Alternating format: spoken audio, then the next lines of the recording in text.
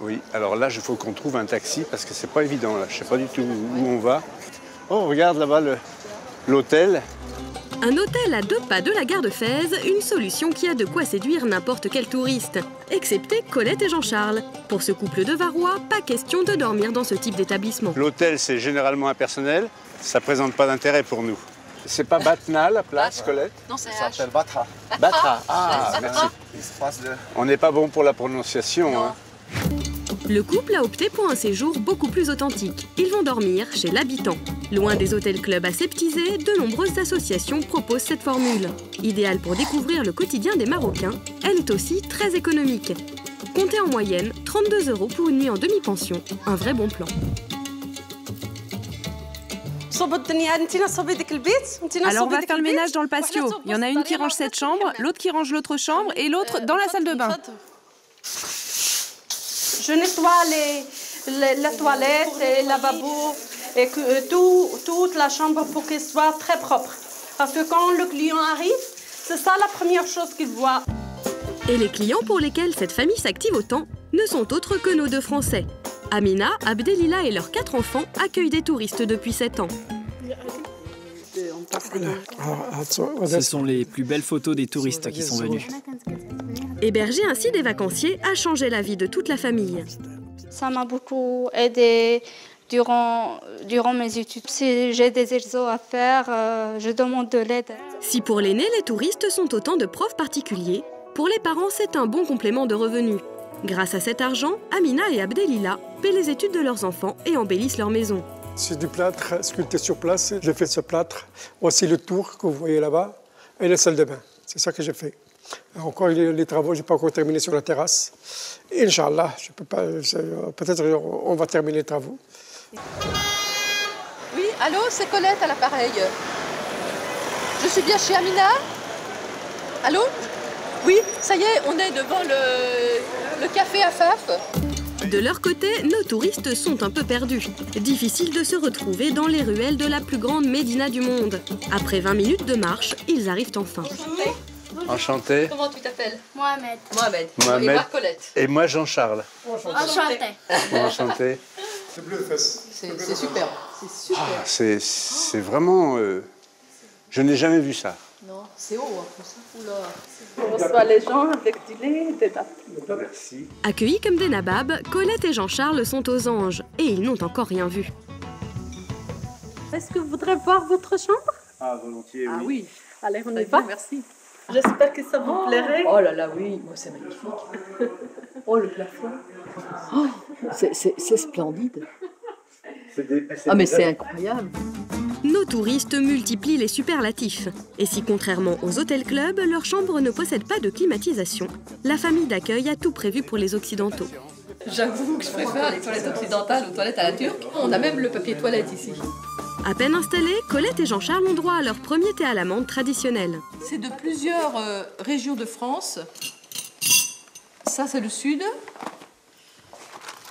Ça, c'est le Mont-Saint-Michel. Le couple a amené dans ses bagages un tour de France gastronomique pour leurs hôtes. Un échange de bons procédés qui donne le ton du séjour. On a vraiment l'impression d'être dans un rêve, là. Bonne nuit, Amina. Bonne nuit à vous aussi. Merci à vous. Au pays des 1001 nuits, le sommeil devrait vite gagner nos touristes. Chez les Benchekroun, le faste s'invite dès le petit déjeuner. Au menu, pas de buffet continental, mais du miel, de la marmelade, des galettes, des cornes de gazelle, bref, un repas 100% marocain. Et ce n'est pas le seul avantage du séjour chez l'habitant. Et tu sais le chemin? Bonjour. Aujourd'hui, Colette et Jean-Charles ont décidé de visiter le souk. Attention, attention. Oh, qu'il est beau. Oh, qu'il est beau celui-là. Ah, voilà. Abdelila, leur hôte, y tient un stand de vêtements traditionnels. Alors, contrairement à tous les autres touristes qui restent à la porte des magasins, notre couple va découvrir les coulisses de la boutique. Ah oui. On fait la coupe sans patron. Sans oui, patron? Je vois, Sans patron, oui. je vois, là, vous vous installez, vous allez couper comme ça. Comme ça, oui. Ah, c'est étonnant ça. On continue notre rêve, là. Hein. Quand on fait du shopping comme ça dans les médinas, on n'ose pas demander comment se fabriquent les choses, alors que là, en l'occurrence, effectivement, c'est une occasion rêvée. On rentre un peu dans son univers, quoi, en fin de compte. Alors que sinon, on est des touristes ordinaires. Abdelila en profite pour leur divulguer quelques conseils pour bien acheter. C'est la beauté de commerce ici, c'est le marchandage. Bien regarder là et là avant d'acheter. Et comparer les prix, et comparer la qualité. Grâce aux économies réalisées en dormant chez la famille, Colette et Jean-Charles comptent bien ne pas se priver. On est intéressé par l'achat d'un tapis éventuellement. Et bon, celui-ci éventuellement nous... Enfin, de ce style, quoi. De ce style, voilà, nous plaît beaucoup. Le couple semble emballé pour le plus grand bonheur du commerçant. Mais pas question de céder. Ce tapis, je l'achèterais bien tout de suite. Mais je ne l'achète pas. Je pense à Abdelila et je me dis non, il a dit de ne pas acheter tout de suite. Donc, je me retiens et j'essaye d'être patiente, comme on doit l'être dans le pays, comme une vraie Marocaine. Ils repartent donc sans le tapis. Quand ils reviendront, le prix aura peut-être baissé. De l'autre côté de la Médina, Amina est au fourneau depuis plus de 2 heures. Elle a préparé un dîner typique, digne des meilleurs restaurants de la ville, pour le retour de nos touristes. J'espère que le repas de ce soir, ça vous plaît? Mais il est beau et ils sont bons. Oh là là, qu'est-ce que c'est? On représente la pastilla. Mais ici, pas de couvert. Colette et Jean-Charles vont devoir mettre la main à la pastilla de poulet. Petite leçon particulière d'Abdelila. On utilise les 3 doigts. Parce qu'on sent ce qu'on mange. La main gauche, ça sert pour prendre les verres pour boire, pour tenir les choses, par exemple le pain. Quand on va faire Abdelila, ça a l'air très simple.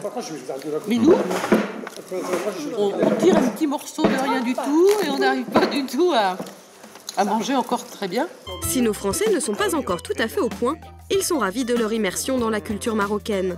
Et pour leurs hôtes, ils font déjà presque partie de la famille. Je suis très heureuse de mes invités. Du qu'on partage les dates, bon, ça sera des amis et une famille ensemble. Chez Abdelila et chez Amina, on se sent véritablement chez nous. On est intégrés, voilà. Une belle expérience humaine, on va dire, vraiment. Une aventure riche en rebondissements que nos vacanciers comptent bien renouveler à leur manière. J'imagine pas qu'on ne puisse pas se retrouver une autre fois. Et si vous aviez envie de venir nous voir en France, Inch'Allah, ça on peut pas savoir. ça serait... Toujours Inch'Allah.